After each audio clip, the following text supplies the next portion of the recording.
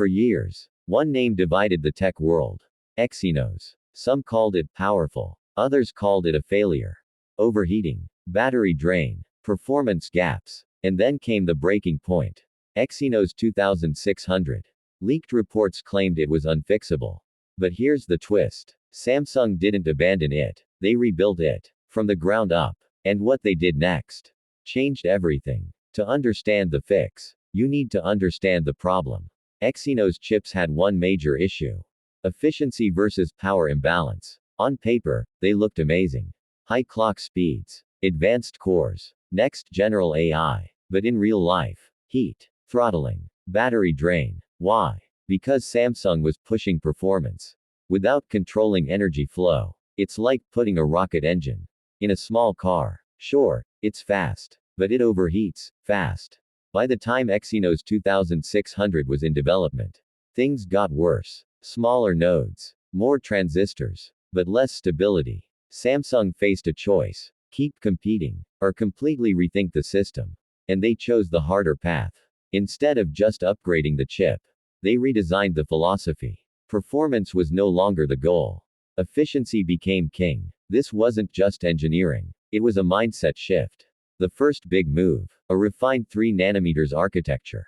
But not just smaller, smarter. Samsung introduced adaptive power scaling, real-time thermal balancing, AI-based workload prediction. Now the chip didn't just run tasks. It understood them. Light tasks, minimal power. Heavy tasks, controlled bursts. No more constant overheating. Here's where things got crazy. Samsung embedded a dedicated AI management core. Not for photos, not for apps, but for the chip itself.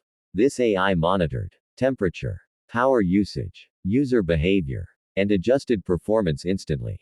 Gaming. It boosts GPU, but limits background processes. Scrolling social media. Ultra-low power mode. It's like having a smart engine that changes itself every second. Fixing Exynos wasn't just about software.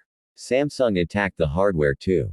They introduced advanced vapor chamber cooling, graphene heat layers, micro heat channels. Heat wasn't just reduced, it was redirected. Instead of building up in one place, it spread evenly across the device. Result: no sudden throttling, no uncomfortable overheating. Another big issue: graphics performance. Exynos always lagged behind. So Samsung partnered with next general GPU tech to rebuild the graphics engine. Now, ray tracing became stable. Frame drops were minimized. Gaming became smoother than ever.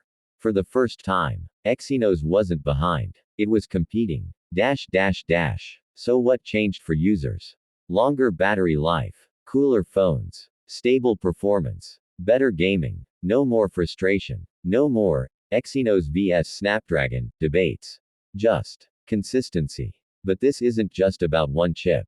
This is about redemption. Samsung proved something important. You don't fix failure by hiding it. You fix it by reinventing it. So the next time someone says Exynos can't compete, remember this: sometimes the biggest comebacks come from the biggest failures.